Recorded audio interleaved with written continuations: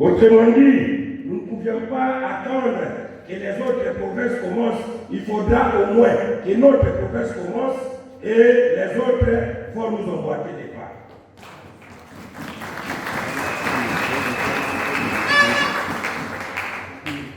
Sur ce, je vous souhaite à vous toutes et à vous tous, là où le bienvenu, dans ces beaux cadres, et nous allons parler de la chance. Et c'est parce que les débats qui nous réunissent ce jour, c'est autour de l'article 5 et l'opportunité du changement de la Constitution congolaise.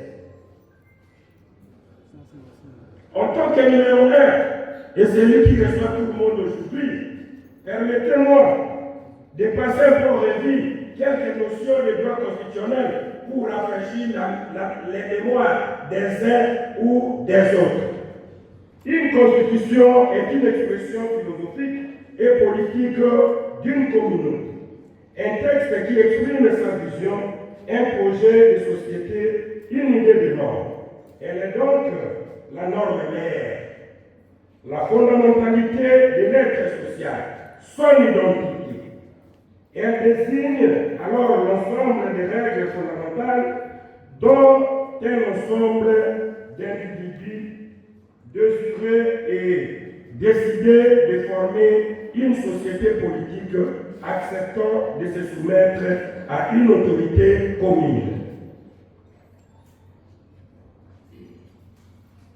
C'est un temps pour fonder un projet politique, assurer le bien vivre collectif et le respect des libertés fondamentales.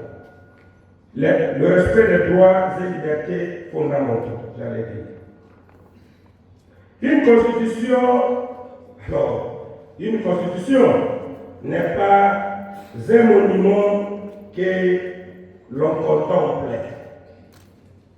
Elle est un instrument que le peuple utilise pour organiser son destin.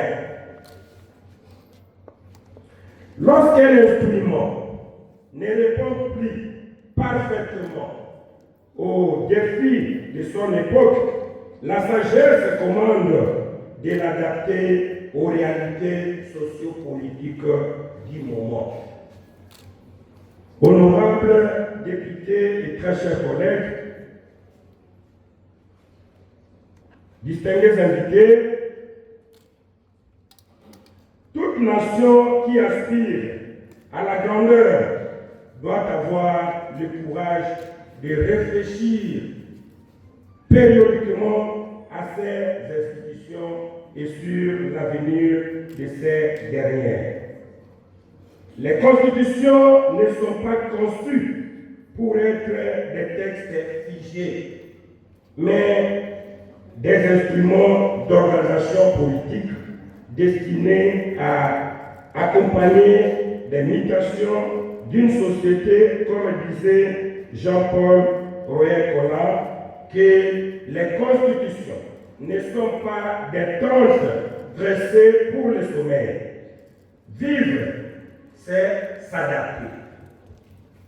La rigidité ne doit pas amener au blocage définitif des institutions.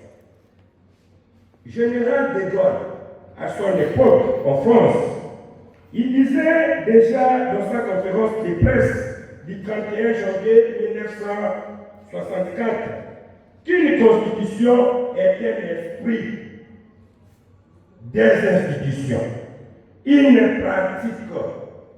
Et François Mitterrand ajoutait que la constitution est la pratique des choses, les tempéraments des hommes, les habitudes de pensée d'un peuple. Et donc, le droit constitutionnel est un droit pratique. Il existe toujours un décalage, si pas un écart considérable, entre la théorie juridique et la pratique institutionnelle ou la réalité.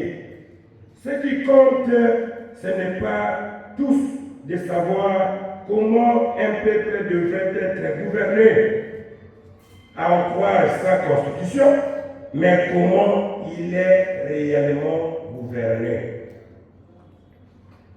Ces trois auteurs, je viens de les citer, démontrent que la Constitution n'est pas un texte destiné à rester immobile. Elle n'est pas faite pour être simplement observée et admirée. Elle doit être vivante et appliquée.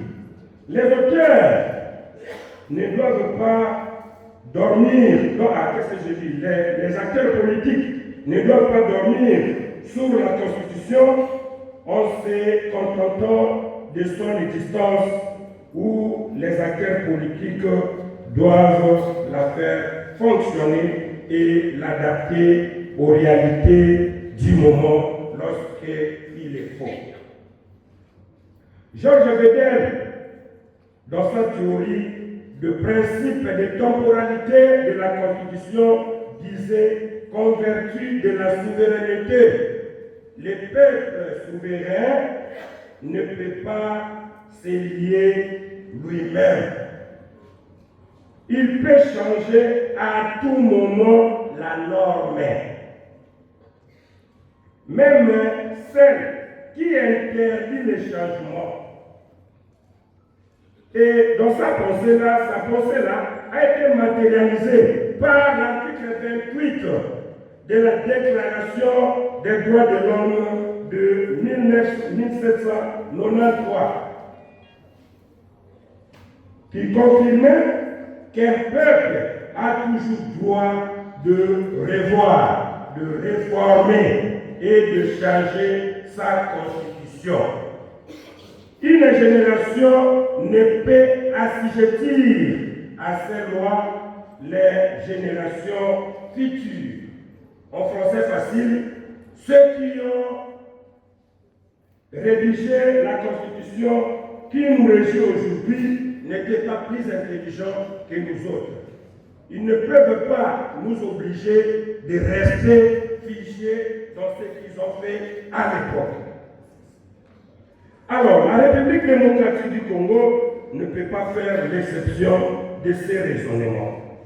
Dans ce même ordre d'idées, les droits constitutionnels est un droit rédigé essentiellement par les acteurs politiques. Il s'agit là d'une mise en forme du rapport de force. J'évoque un exemple patent, c'est celui de différents recours à ce que le professeur Joly appelle recours au mécanisme extra-constitutionnel de régulation politique. Donc dans notre pays, chaque fois que ça ne marchait pas, les acteurs politiques se réunissaient. Mais les réunions des acteurs politiques ne sont pas prévues dans la Constitution. Je peux vous évoquer dans la table ronde de Bruxelles qui s'est tenue du 20 janvier au 19 février 1960, la conférence de Léopoldville du 25 janvier au 28 février 1961, la conférence de Tananarive du 8 au 12 mars 2061, avec pour thème que faire pour sauver l'unité du pays. Il s'en est suivi la conférence de Coquelin-Ville du 24 avril au 28 mai 1961, avec pour sujet, pour thème dominant la réconciliation nationale. Les conclaves de l'Ovanou, les négociations entre les gouvernements du MPR et l'opposition politique dominée par l'UDPS du 15 septembre 1986 au 24 mai 1987. Consultation populaire du 22 janvier au mars 1990. La conférence nationale souveraine de 1991 à 1992. Accord de Lusaka. Le dialogue entre Congolais de San City, l'accord global inclusif, l'accord de Pretoria, la conférence de Goma, l'accord d'Addis Abeba du 24 février 2013, les concertations nationales de ce